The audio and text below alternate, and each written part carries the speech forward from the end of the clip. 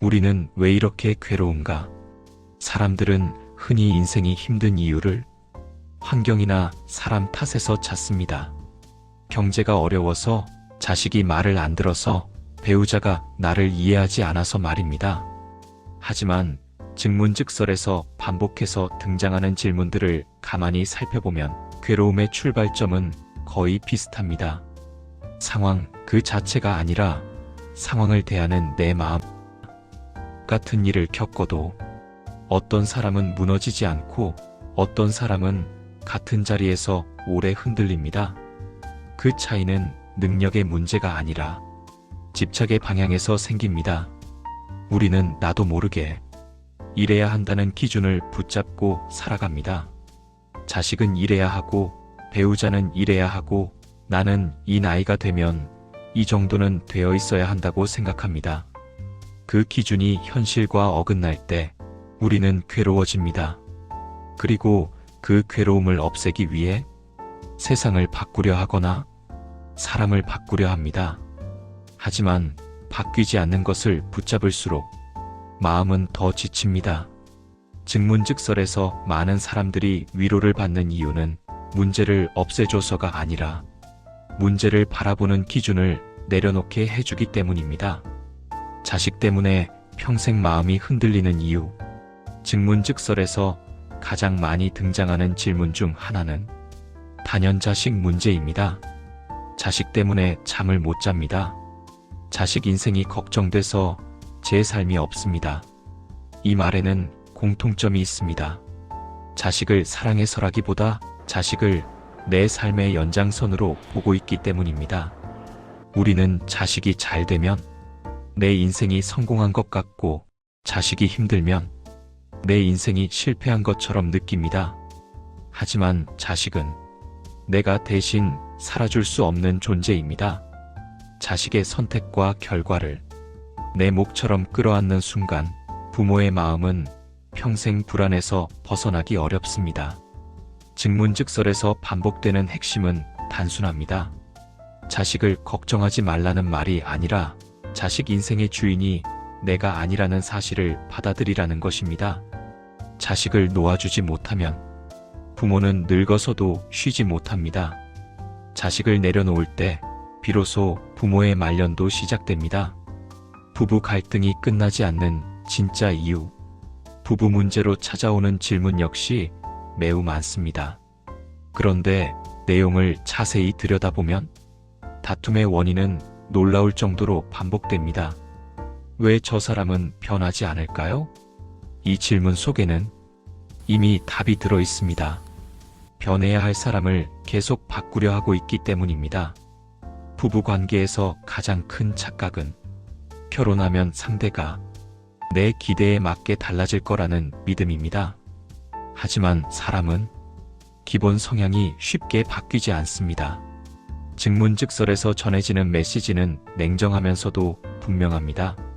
상대를 바꾸려는 순간 갈등은 끝나지 않습니다. 하지만 상대를 있는 그대로 인정하면 갈등은 관리 가능한 수준으로 내려옵니다.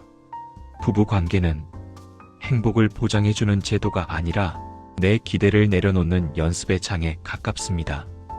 열심히 살았는데 허무한 이유. 많은 사람들이 이런 말을 합니다. 열심히 살았는데 남는 게 없습니다. 이 허무함은 노력 부족에서 오는 것이 아닙니다. 목표를 잘못 세웠기 때문입니다. 우리는 결과를 위해 살아왔습니다. 돈, 인정, 지위, 안정.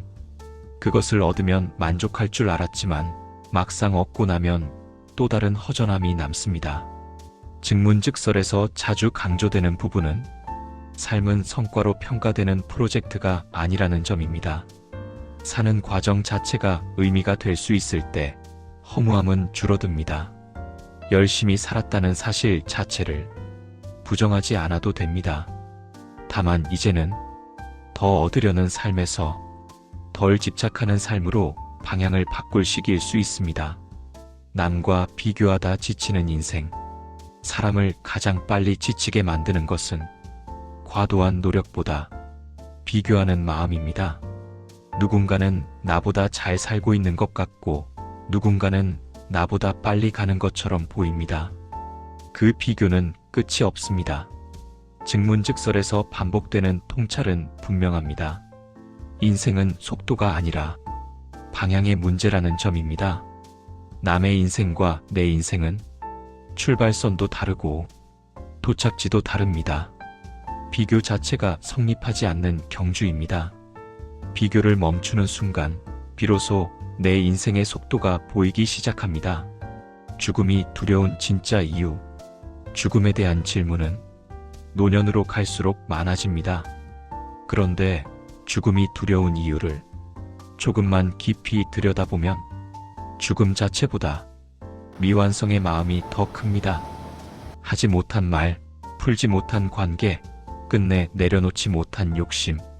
증문즉설에서 죽음 이야기가 이상하게도 위로가 되는 이유는 죽음을 말하면서 지금을 정리하게 만들기 때문입니다.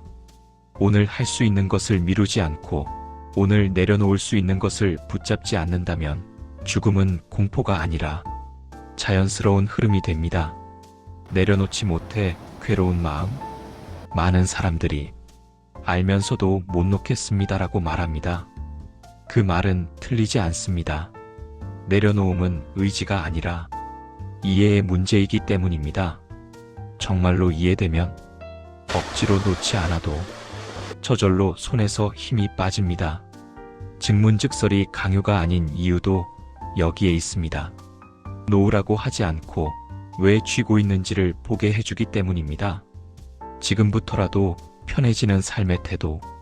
증문즉설의 질문과 답을 모두 관통하는 가장 중요한 메시지는 이것입니다. 지금부터라도 편해져도 됩니다. 인생은 끝까지 고생을 증명해야 하는 시험이 아닙니다.